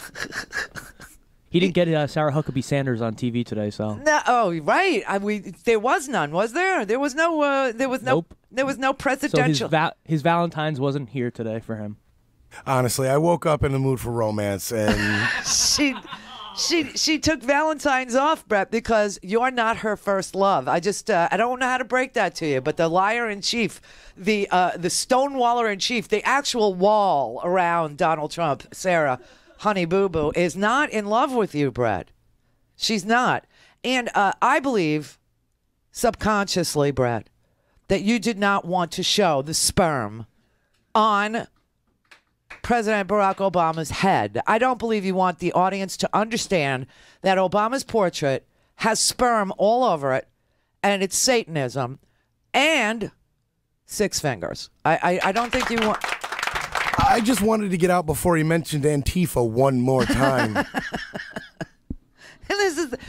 this is the crap that literally millions of people listen to every day, and they freaking believe that Obama's portrait has sperm all over it, and that it's a Satanist plot, and that it's a globalist Satanist plot, that Obama is trying to inseminate more people, more blacks in this country with his sperm in order to take the minority and make the minority a majority in this. I swear to God.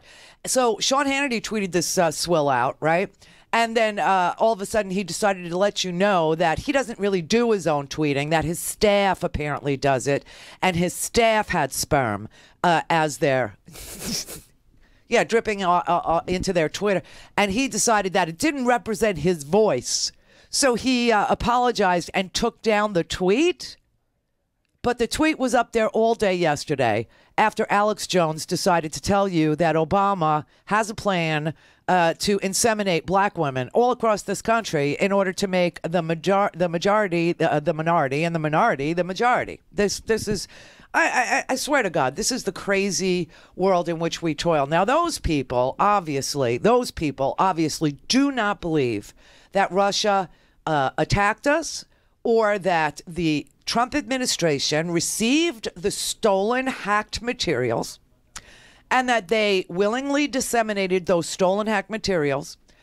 Junior did it on his Twitter account. Roger Stone knew what was coming before it was coming because he was in touch with WikiLeaks. WikiLeaks was the intermediary for the Russian hackers who were not just infiltrating your Facebook page with fake news feeds, but that they had infiltrated voter registration rolls in swing states, and they were able to identify likely Hillary voters, and they were able to push out fake news stories about her. To the point where the people who were on the fence about supporting Hillary Clinton either stayed home and did not vote or flipped their vote. And that is why in 3 states, the margin was 77,000 votes total in Michigan, Wisconsin, and Pennsylvania. Now, Pennsylvania took a look at their maps and all kinds of other things. As I told you, the gerrymandering is going to come to some sort of a halt. Hopefully before 2018. The court has given Pennsylvania until tomorrow to redraw its maps, or the court will step in and they will do it for them. And so, you've got all this stuff going on, and all of these really important topics ahead of the 2018 election being discussed in the Senate at the Intel Committee. You got Jack Reed, asking, did the president order that you do anything about this? Did the president ask for you to take any deliberate actions to prevent or to, educate the state and locals about what they should be looking for? Anything. And the answer was, well, we're doing a lot of things. But Jack Reed said, did the president instruct you? Well, no. No, he didn't. Has the president directed you and your agency to take specific actions to confront and blunt Russian influence activities that are ongoing? We're taking a lot of specific efforts to blunt Russian directed by the president? Not as specifically directed by the president. Okay. So what you have here is a dereliction in duty, okay? That is really what you have here. And you're going to hear that word a lot today because so many people are derelict in their duty inside the White House, where apparently we're having a clearance sale. You know, everybody, must go, or everybody gets a clearance. Without, being granted clearances. They're not denied. They're not granted. They just get interim, and they get interim because they can't get, full. They can't. It's just, now remember that Trump and Flynn. Oh, my God. Today was the day that they gave the press conference on Flynn where he said that he was very sorry that Flynn had to go. He was a good guy, did a great job. I mean, it's just unbelievable. And, it's interesting because the Flynn firing, he didn't fire, well, we let him resign, whatever it was a result of, well, it was the press conference was given while Trump was standing next to Bibi Netanyahu of Israel, who is about to get indicted for bribery, fraud, and dereliction of duty, basically. And I mean, it's just this group that we have. But Trump is derelict in his duty because he refuses to protect us and defend us from all enemies, foreign and domestic abusers, right?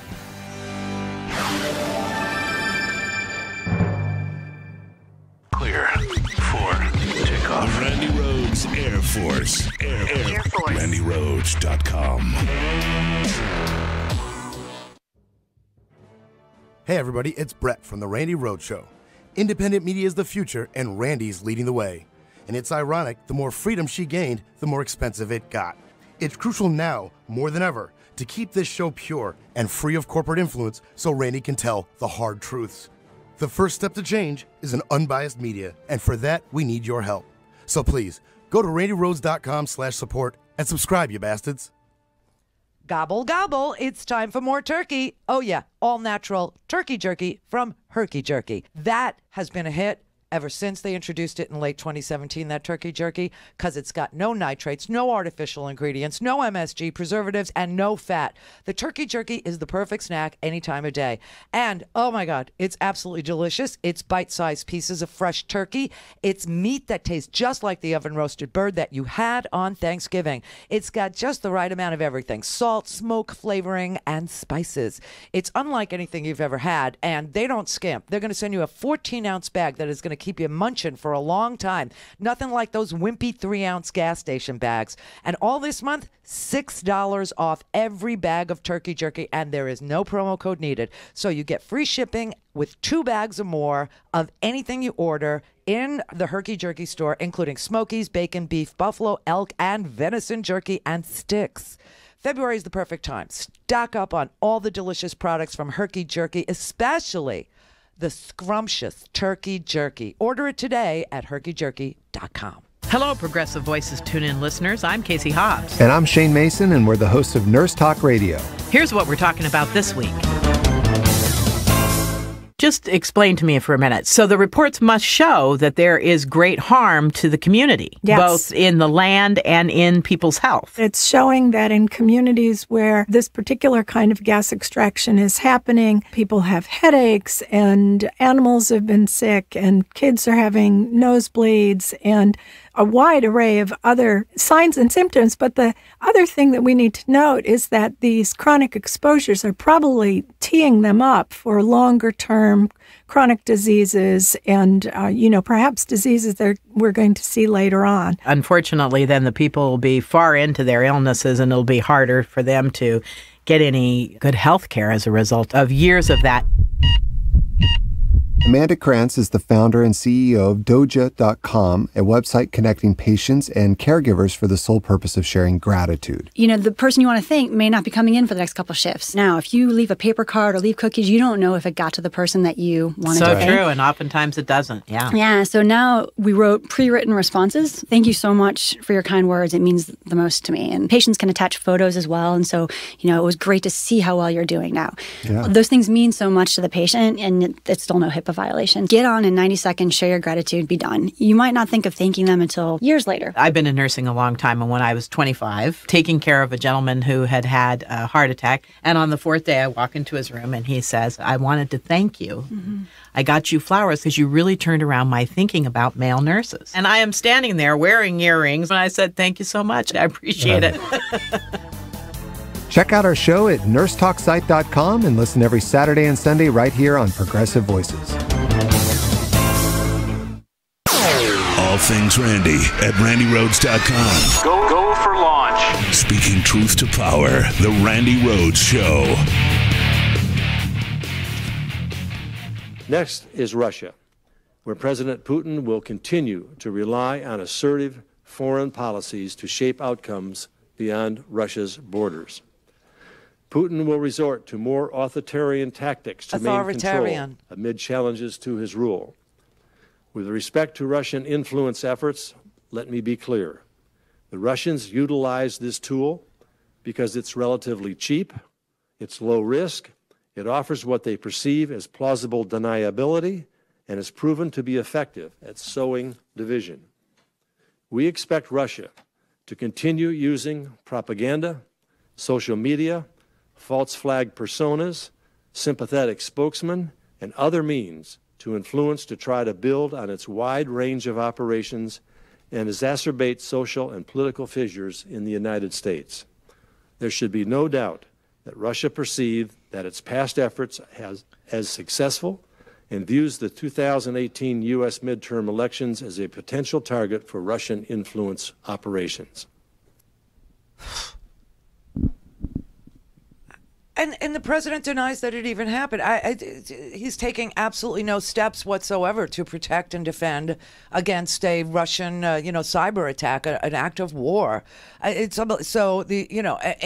then he goes on to say, the American people need to be informed. Everybody needs to be told. We need to tell the American people. We need to inform the American public that this is real, that this is going to be happen, the American public knows this is real, Dan, except for about 33% of them who, nothing is real for them. I mean, they live in fantasy land. They think there's sperm on Obama's head with the intention of impregnating black women across America so that the minority becomes the majority. So, but the American public knows.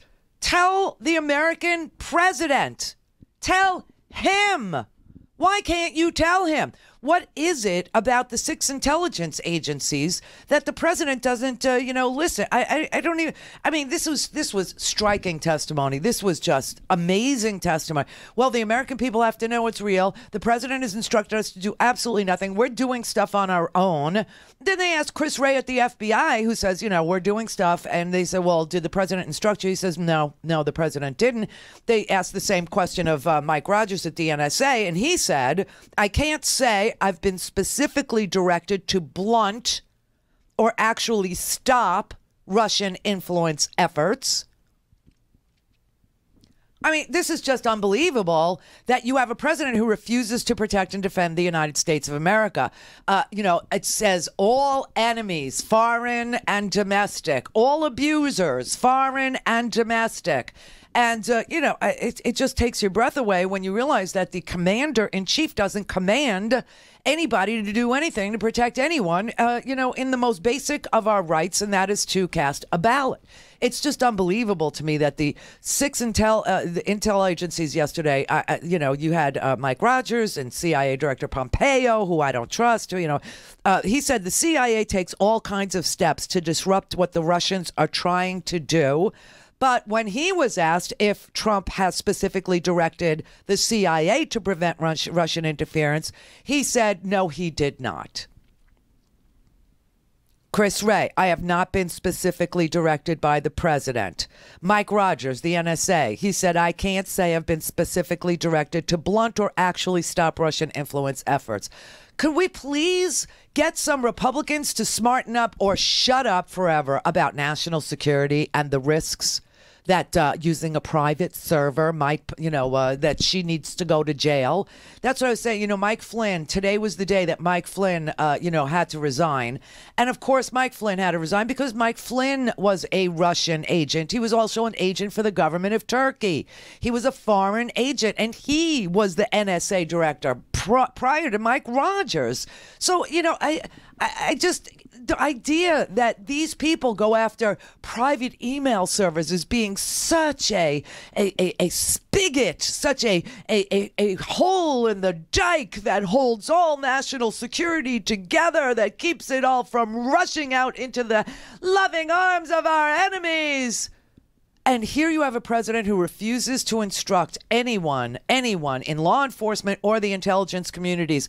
One of the people who testified was, the head of cyber intelligence. And, he also said, no, nobody's talked to us about it. Nobody's said anything, about what we should do. It was Pompeo, Rogers, Wray, Coates. I mean, all of, and Senator Angus King, he's an independent, right? And he said, how do we confront this threat, which requires a whole of government response, when the leader of the government denies that it even exists? How do you do your job when the commander-in-chief doesn't, ask you to do anything to protect and defend the United States against enemies? I don't know how this man is not impeached, except to say that Republicans feeling, either disgusted and willing to resign and take it over to a lobby shop somewhere, like Trey Gowdy and, 36 others are all resigning. I don't see any Democrats resigning. I don't see, them running for the hills. But Republicans are like, I can't deal with this. I can't, we can't have it, can't do it, can't have it. Sally can't do it. And so, but why don't they stand up? Why don't they say, we must begin impeachment? We just got testimony from the intelligence agencies that specifically said the president refuses to protect the United States. Now, what was really interesting was Senator Tom Cotton, who's such a sycophant, from Arkansas, no less. He is an avid, devout Trump defender, a Kool-Aid drinker. He's going down with the Titanic. He will go down with this ship, okay? So he asked Christopher Wray, do you agree with former FBI Director James Comey's public description of the Steele dossier findings as, quote, salacious and unverified? Now, he asked that question thinking he knew the answer and that Chris Wray would say, yes, I agree. That's not been verified, and it's just salacious material that, we don't know why Chris Steele, who is a trusted ex-MI6 intelligence officer who was in charge of Russia for the UK, we don't know why he would put such trash in there. But Chris Wray refused to say yes. He said, well, Senator, that's something we can discuss more in a closed setting. And Tom Cotton dropped the whole subject and walked away from it. Now, here was also a very interesting point. The Intelligence Committee is chaired by, as you know, Senator Richard Burr from North Carolina, the Republican. And in the closing remarks, he said he wants to make the committee's findings on Russia's efforts to disrupt the U.S. electoral process very, very soon. He said he will hold a public hearing on the topic. He said that the committee is going to very quickly, he said, wrap up the review that the intelligence community's January 2017 assessment that the Russians were interfering in the 2016 election, that he was going to wrap it up before the primaries, the congressional primaries of 2018. I just want you to know that the earliest primaries, like in Illinois and Texas, those primaries, to choose between your Republican nominees for the congressional seat and your Democratic nominees for the congressional seat, come next month. Next month. Most of the primaries occur in July and August this summer. But there are primaries that happen next month in Illinois and Texas. And so I wonder, because I was not there to press, but I would have pressed them and I would have said, Senator Burr, do you mean the earliest primaries in Illinois and Texas, which are next month? Do you expect to have a report and a press briefing next month or ahead of next month's primaries? Or are you talking more generally about the primaries that happen in July and August? He did not specify, but that means that we can expect the Senate Intelligence Committee to release some report and have a press conference about what they found in their. And remember, they did a lot of closed door, right? Like after this open session yesterday, these 6 all went behind closed doors to give classified briefings to these senators on the Senate Intelligence Committee. And so, like I said, whether or not that dossier was salacious and unverified and still remains that way, or whether it's been verified. And, you know, there were stories out there last week, and it's a really complicated story. Michael Rosenberg, I believe, is the author of these stories in the, I want to say, I always get New York Times reporters and Washington Post reporters mixed up because I love both newspapers so dearly. But he wrote a report about how our intelligence community was trolling around looking for the hacking tools that the Russians deployed against us in 2016. And that's all that our intelligence community is interested in. They want the hacking tools because the NSA is very, very disheartened that they can't find the hacking tools. They can't figure out, what tools they were, using to hack into or try to hack into 21 states' voter registration rolls or the DNC, a lot of different things. And they want the hacking tools. So they got a lead from some intermediary. I think it was a German businessman running interference between a Russian national who said he could supply these hacking tools for a price and the American spies. And so finally there was a meeting between the Russian that said that he could provide the hacking tools, and the CIA, the operatives there who are looking for these hacking tools, said, what do you want for it? And he said, at first he wanted $10 million. And they went, oh, no, that's not going to happen. Suddenly he drops his price to $1 million, which is why they doubted him in the first place. But they said, you're going to have to show us something before we wire transfer money to you at all. So show us something. So the first meeting, the guy comes back and he says, you know what I have? I've got the salacious video. I have the pee-pee tape, basically. Okay, he's saying I got all kinds of dirt on Donald Trump from when he was here in 2013. I got hotel videos. I got videos of him with Russian hookers. I got everything. And the CIA was like, we don't do politics. We don't want that. We want the hacking tools. And he said, well, that's what I can give you now. And then you could pay me. I'll give you the hacking tools. And they said, well, what if we, what if we gave $100,000 as down payment and you'll get the rest when you give us the hacking tools? And the guy never showed back up. So they gave up on it and they thought he was full of crap. But that was interesting that there are people, who are trying to get, and the CIA won't take that kind of stuff because they're not investigating Donald Trump. Okay, they're investigating Russia's hacking, and they're investigating the tools and the methods and the sources and the chain of custody for stolen, hacked materials. They're trying to figure out how the custody of these hacked materials proceeded. How did they get to WikiLeaks, and how did Julian Assange connect to Sean Hannity, for instance, and Don Jr., for instance, and Roger Stone, for instance. How did this all happen? But they want the hacking tools, and instead they're offering the PP tape or something of that caliber to the CIA, who won't take that kind of stuff. They just won't, because they don't want to get political ever. It's not anything they're interested in. But, damn it is what I say. Damn. Not that it would make a difference to these 33%. They would say, Obama's got sperm on his head, but our guy has Russian hookers. Do you know what I mean? I don't know how they would explain. But it's really, this is scary. This is freaking freaky that they sat there yesterday going, the American people have to know. And when I was reading deeper into the intelligence community obviously sounded the alarm on the Russian meddling, and they're saying they're doing it again.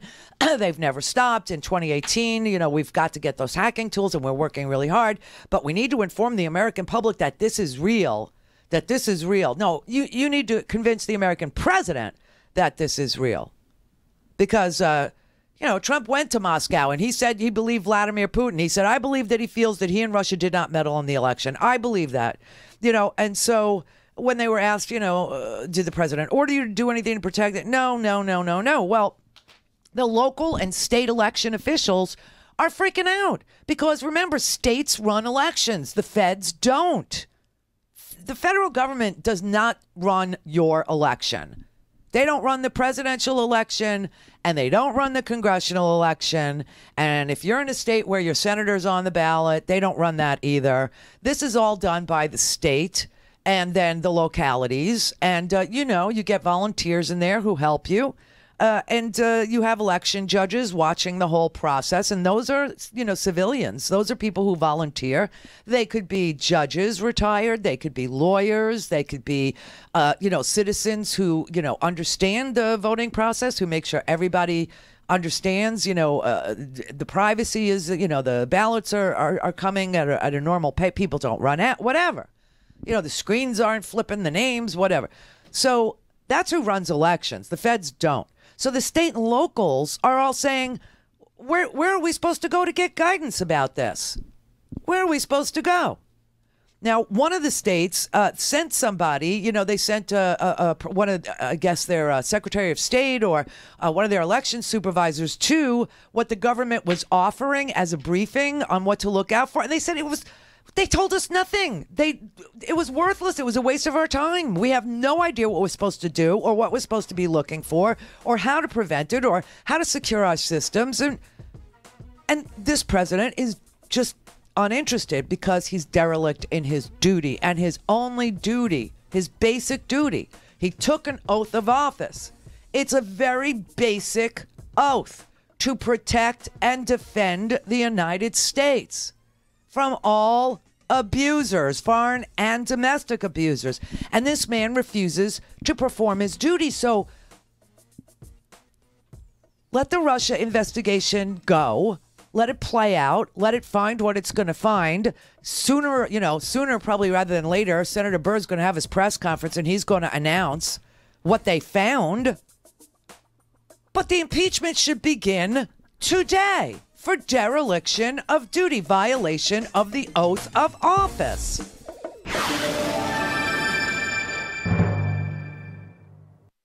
To speak to Randi, call now, you bastards. 561-270-3844. Hello. The Randi Rhodes Air Force. Hey guys, it's Scotty, Randi's producer here, and as many of you know, I grew up in Randi's house. Eating her food, watching her TV, and like most kids, ignorantly not following her advice. And one of her biggest pieces of advice was, never take a job in radio, because the big companies that run radio, they suck. Well, I didn't listen and ended up working in radio, and as always, Randi was right, they sucked. But I'm here now, and I can tell you that it takes a lot of chutzpah to break away from the big companies and start your own show. But you know what else it takes? Your support. We are independent media, so the only financial backers we have are you, the best listeners in the world. And we can't do it without you. So please, go to RandiRhodes.com and support the show, buy a stinking podcast, donate some money, and keep us going. Whether you're listening to me, Mark Levine, each Monday and Wednesday, or me, Leslie Marshall, each Tuesday, Thursday, and Friday, you can hear us 3 to 4 p.m. Eastern Time on the Progressive Voices Network. Here's a sample of what you'll hear. David K. Johnston is our guest. His new book called It's Even Worse Than You Think, What the Trump Administration is Doing to America. One of Donald's best skills, and he has lots of skills, is to figure out how to get you to look at and pay attention to something totally unrelated so you're not thinking about what he is concerned you might think about. The team he brought in have loosed what I call political termites into the structure of the government. These termites are busy destroying the capacity of the government to do its work. And they're doing this in every federal agency. He and his administration are there to provide a government of the rich, by the rich, for the rich, and arguably of, by, and for the billionaires. Let's talk about the destruction from within. The people that were put in the Department of Environmental Protection, that agency now is turning into, letting polluters run free. So we have a lot fewer deaths and sicknesses in this country because Richard Nixon signed the Clean Air Act and the Clean Water Act, which contains the word shall. The government shall enforce that law. Well, they're not enforcing it, and they're helping the polluters. Trump's first budget proposed cutting for many disabled veterans their benefits when they get to retirement age from $35,000 a year to $13,000. Now, that's been stopped, but considering that Trump said, I love the veterans, we're going to take care of our veterans, nobody took care of the veterans, but I will take care of the veterans, that shows you what a fraud that is. At the Education Department, where the utterly unqualified and incompetent Betsy DeVos, the billionaire heiress from Michigan, was made education secretary, they have to deal with the student loan problem, which is largely people who went to these commercial schools that charge far more than community colleges and give far less education. And her department has taken the side of the bankers against the students because who did she bring in to address the student loan problem? Well, she brought in the predatory lenders. This is not the the fox guarding the henhouse, Leslie. This is telling the fox, redesign the henhouse to make sure that you dine really well on chicken. And this is somebody who I saw today has completely blocked complaints of all teachers in the public school system nationwide. It's sort of like if you can't make your complaint known to the boss, what good is somebody heading up the United States Department of Education? They are not there to drain the swamp. They are the swamp monsters. Again, that's Mark Levine every Monday and Wednesday. And Leslie Marshall each Tuesday, Thursday, and Friday. 3 to 4 p.m. Eastern Time on the Progressive Voices Network. Call in, connect. To speak to Randi, call 561-270-3844. 561-270-3844. All right, so, yes, I do know there was a school shooting right here in our backyard in an area called Parkland. Parkland's beautiful. Parkland is a place where I used to always say to the audience that I wanted a stinking house with a pool in Parkland, and I wanted a stinking Lexus. I always thought that if I could live in Parkland, that I would have made it, because Parkland was expensive and it was beautiful. The houses were brand new, and you had to buy a lot and then build on the lot. It wasn't like these houses that are built by developers and they all look the same. And it was just a really idyllic neighborhood. It's a beautiful place. It's for those of you who don't know South Florida, it's just south of Boca Raton and west of Fort Lauderdale, and it's it's a beautiful, beautiful place. And one of the things that was very attractive was the school district. It was brand new. Their high school had about 2,000 to 3,000 kids that were going to enroll back then. And there was a school shooting in Douglas Stoneman High School. That's the school. That's the high school I wanted Jessica to go to when I had these big dreams of, And there was a school shooting today at at that high school, and they're reporting on CNN. See, I don't like to report it as it's breaking because you don't know. You don't know what's right, what's wrong. So I figured we would just wait. The shooter is the sheriff says the shooter is in custody. That the shooter, has injured at least 14 people.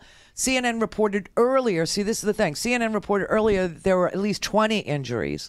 And now they're saying there's 14 victims in the school shooting. And I don't know if those victims are injuries or if they're fatalities. But it was a mass shooting in the school in this beautiful suburb in just west of Fort Lauderdale and just south of Boca Raton. We're sitting here just a little bit north of Boca Raton, just so you know. And there's aerial footage that was taken by the local TV station, and the aerial footage shows people, a lot of kids, just people, I can't tell what they are, lying on the ground outside the school being treated for injuries, and some of them are being moved to ambulances, and you could see the kids, some of them are walking out with their hands over their head in a line because they've been taught.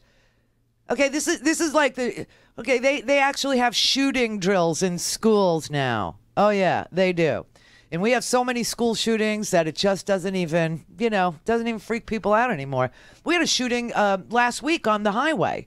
We had I-95, which is our major, thoroughfare here. I-95 was closed for like 7 hours because some guy shot his girlfriend and threw her in the trunk of his car. And, then started driving the wrong way down I-95. And there was a pursuit and all this. And the police finally shot and killed the shooter. I mean, so welcome to Florida, everybody. Welcome to Florida. But this was a high school shooting.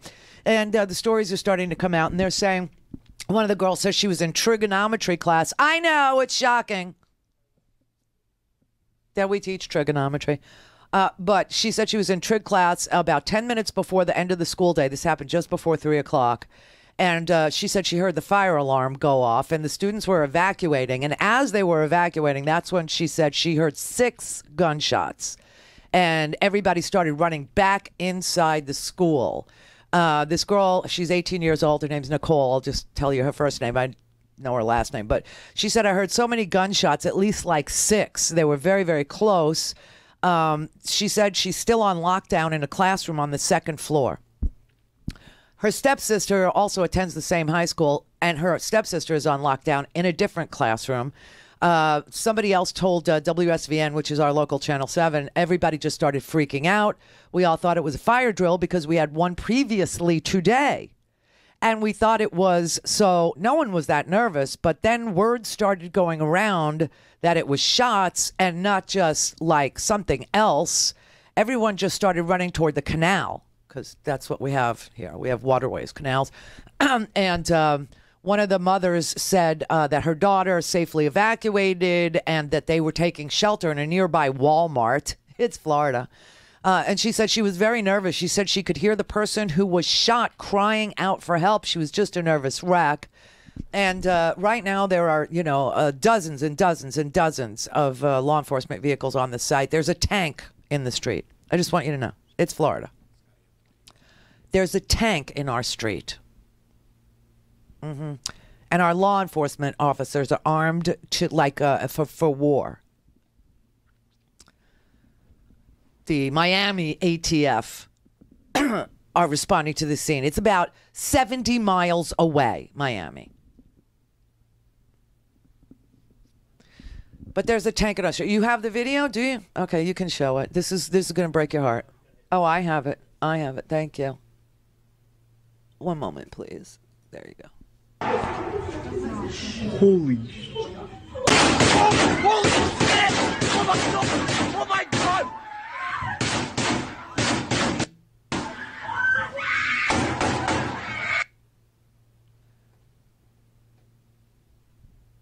School.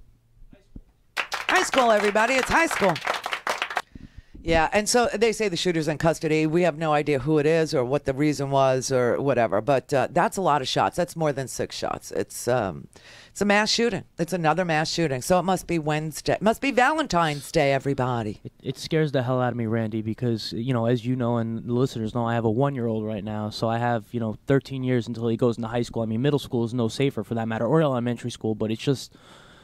I just hope things can change by the time he's ready for school. I remember when I used to send you to school. I remember when I used to send you and Jess and, Brett. Everybody would go to school. And I never once thought about about you being killed in school or shot. I thought about bullying. I broke up a bunch of fights at the bus stop. I remember that. And what is it with the girls? When girls are fighting, the first thing they want to do is rip your shirt off. I'm standing out there. I'm like, at that time I was like in my early 40s, still banging. And they ripped my shirt off. And I'm standing out there going, well, this is your future, everybody, to try and scare them. They go for your hair and they go for your shirt. And I've been involved in that, okay? I have broken up many a fight in my day when Scotty and Jessica and Brett were all in high school. I mean, I would go down to the bus stop because, you'd get a phone call. They're fighting. I don't want to go to school today. I don't want to. Yeah, you're going to school, and so am I. Come on, let's go. And I'd go down there and break up the fights, but I never saw a kid with a gun. I never saw, I never heard of school shooting. In fact, I think the first time I ever really became aware of a school shooting was the elementary school, Sandy Hook. I heard of Virginia Tech, right? That was like a college thing, and well, Columbine was the big one for us. Columbine, right? Columbine. I was a sophomore, or either a sophomore or junior when Columbine happened. Yeah, I think that's the first time I ever. And I'll tell you what, I mean, just being in the public school system at that time, things changed. It was like kind of like a 9/11 moment in a way, even though it was before 9/11. But things definitely changed after that moment. Kids started, reporting things. This guy's acting strange. I saw a letter. I found a note. I mean, that's where it kind of started, was at the end of my school life. Yeah, but it smartens you up about what you wore to school. Because remember, the Columbine shooters, they wore these, long black coats and boots and all this stuff. And it smartened them all up because they were wearing freaky clothes. Yeah, it definitely changed the dress from the Marilyn Manson goth type. Right, that was it. Marilyn Manson, who we all know as a family. Brian is his real name. Yeah, it changed everybody. It snapped them right out of that goth phase. Thank God. So if that's the only good thing that came out. But you're right, that is the first school shooting that ever registered with me. That, all of a sudden I started thinking about, oh my God, are they safe in school and da-da-da-da-da. But when they attacked Sandy Hook, when the elementary school kids, and America decided, seriously, when America decided that the price of freedom was dead 6-year-olds and school teachers in elementary school, I knew we had lost the war on guns. I just knew it. And you never hear another word about the Vegas guy, right? Nothing. Like, what was his motive, and why did he do it, and how many people saw, and who helped him carry these guns? Nothing. It's like they come and they go, these shootings, and school shootings, and shootings on the highway. I mean, we had two major shootings in my neighborhood, in this area, in the last 2 weeks. And this president, I remember when, maybe that's what they mistook as the sperm on Obama's head. Maybe it was the tear that he cried for all the dead babies and for all the dead junior high and for all the dead high school students. Maybe that's what it was. It was a tear. I mean, it's unbelievable how many press conferences the past president had about shootings and school shootings and about mass killings and about, Sikh temples and this, nothing. You won't get anything out of this president. You won't get a word about guns. You won't get, Congress won't do a damn thing about it. They won't, nothing. They'll say that the only thing that stopped the shooting was a good guy with a gun, and therefore you need more guns. I mean, this retarded thinking of the right wing decimates everything that is holy and good in this society. It decimates your economy all the time with the, the double Santa Claus, right? They come in, they give you tons of money, or they give the rich tons of money, tell you you're going to get some crumbs. Don't you worry. You're going to get, $12, while I give this guy over here $22 million tax-free dollars. Yes, you're going to pay for it in the end, but we're also going to cut your Medicare, your Medicaid, your Social Security. We're going to send you Boxo food with canned fish or a canned meat or a canned chicken, nothing fresh. Your vegetables will be canned. Your fruits will be canned. You'll get a grain. You're going to have to learn to get a mortar and pestle and make grain. Really, I mean, and it always comes from you. And then they're going to say, oh, well, we need infrastructure. So your gas tax is going to go up, and your state tax is going to go up, and your local tax is going to go up. And you're going to go, well, what do I get for all that? Well, you used to get to deduct a portion of it, but that's gone too because he had to transfer all the money. Everything these people do endangers the middle-class family who's trying to make sure that their kid does just a little bit better than they did. That is the American dream. And that is what everybody strives to do. Just a little bit better than their parents did. Just a little bit better. And make it a little bit easier for my kid than it was for me. I remember when I was a kid, and I walked to school in the snow, uphill, without shoes, one way, every day. That will not happen to you. So another school shooting, at least 14 victims. Tanks on our street now, as if that's going to prevent anything, because we just had a shooting last week where our highway was closed for 7 freaking hours. Thank God I know a back way to get here, or else, we wouldn't have been able to be at work. But, so this high school has about 3,100 students and 14 victims, and I don't know what the extent of the injuries are. And, of course, don't expect anything to change. Don't expect anything to happen. Your kids will just get more drills on how to walk calmly out of school with their hands over their head while a shooter is shooting up the school. Holy Okay, this is what the kid is saying in this video. He's saying our effing school is getting shut up, but he's actually saying it. Our effing school is getting shut up. Holy shit! Oh my God! Oh my God!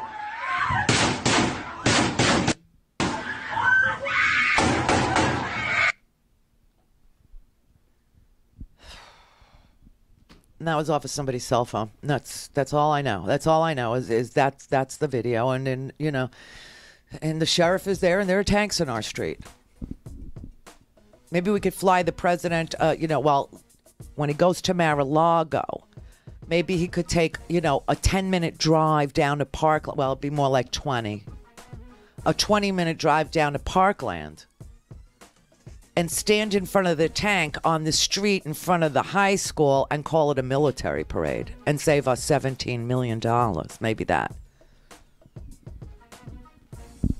It's off the hook, man. It's crazy. I mean, it's nuts. And no, you can't blame a school shooting on the president of the United States, and that is not what we're doing. However, the lack of movement on gun safety is stunning under the Republic. Now, remember, the Russians also infiltrated the NRA. That's something else that was testified to by Glenn Simpson when he was speaking to the House Intelligence Committee. They really, the Senate, Dianne Feinstein released Glenn Simpson's testimony to the Senate, but the House testimony was just chock full of things we never even knew.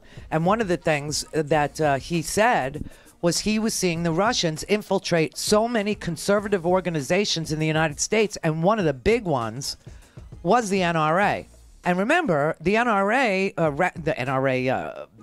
convention, rally, whatever the freak they call their get-togethers, that's where Kislyak and that's where Sessions, that's where a lot of people met each other. Not for the first time, but that's, the NRA. So the NRA's been infiltrated by Russians who would love to see us kill each other. I mean, there's just no question. And the Republicans just go along with this. Just go along. Oh, so what did we lose today? 14 kids? All right. Thinning out the herd.